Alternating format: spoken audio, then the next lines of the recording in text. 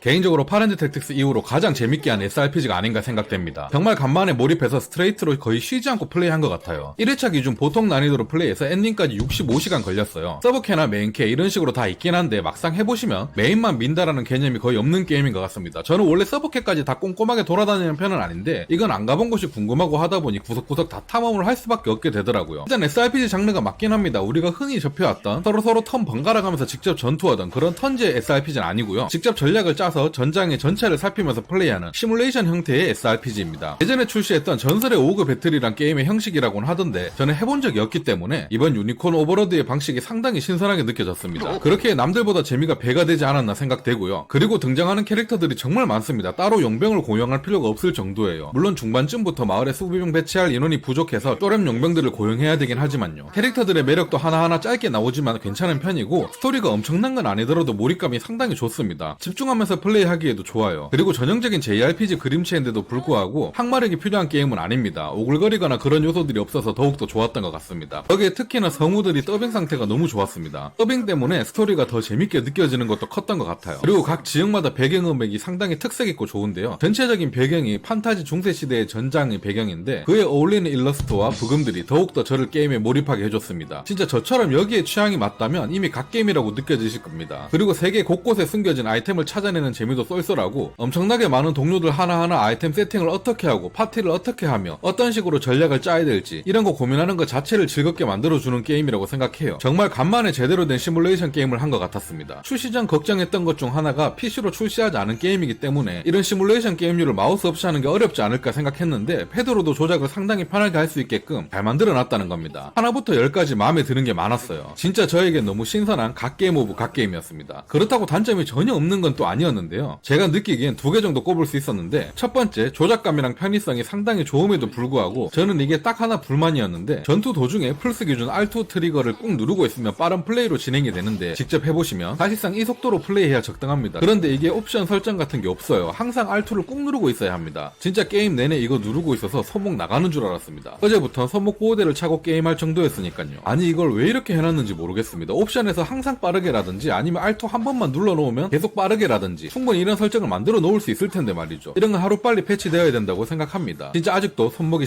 시큰시큰거리네요. 두 번째, 사실상 2회차 요소가 그닥 없다는 것 정도입니다. 1회차를 깨고 나면 더 어려운 난이도가 열리긴 하는데 그거 외에 다이처 요소가 없는 것 같아요. 아이템이나 동료를 계승해서 쭉 간다거나 뭐 그런 것도 딱히 없기 때문에 말이죠. 그리고 마지막 보스를 잡고 엔딩 보고 난 후에 그냥 그대로 이어서 탐험을 하고 싶은데 젤다처럼 막보스 잡기 이전으로 돌아가 버려서 조금 흥이 깨집니다. 물론 막보스 잡기 이전으로 돌아가도 막보 잡은 후에 템은 계승되고 사이드 퀘스트 하나 더 생기긴 하는데 그냥 뭐랄까요? 몰입이 조금 깨진다고 해야 될까요? 그래서 제 개인적으로는 그냥 엔딩까지만 딱 보고 마무리했습니다. 제가 느낀 2가지 요소의 단점을 제외하면 나머지 요소는 다 최고였다고 말하고 싶네요. 개인적으로 SRPG 장르 중 단연 1티어가 아닐까 싶은데요. 작년에 장르는 같지만 느낌이 많이 다른 파이어 엠블렘 인게이지도 정말 재밌게 했었는데 그래도 제 취향에는 유니콘 오버로드가 조금 더 한 수 위였던 것 같습니다. 그리고 게임 특성상 시뮬레이션 요소가 크기 때문에 무조건 호불호가 있을 수 있는 게임이니 제 리뷰를 보고 취향일 것 같아서 구매 생각하고 계신 분들은 꼭 구매 전에 체험판 한번 플레이 해보시고 결정하시면 좋을 것 같습니다. 체험판이 거의 6-7시간 정도 되어 있기 때문에 충분히 자기랑 잘 맞는지 알 수 있고 세이브 파일도 연동이 되기 때문에 체험판 이후 정식판 구매하시면 바로 연결해서 플레이할 수 있게끔 너무나 잘 되어 있는 게임입니다. 진짜 올해 재밌는 게임이 너무 과하게 나오는 것 같아서 너무나도 좋습니다. 그럼 내일 나올 드래곤즈 도그마 2도 기대하면서 오늘은 여기서 마치도록 하겠습니다.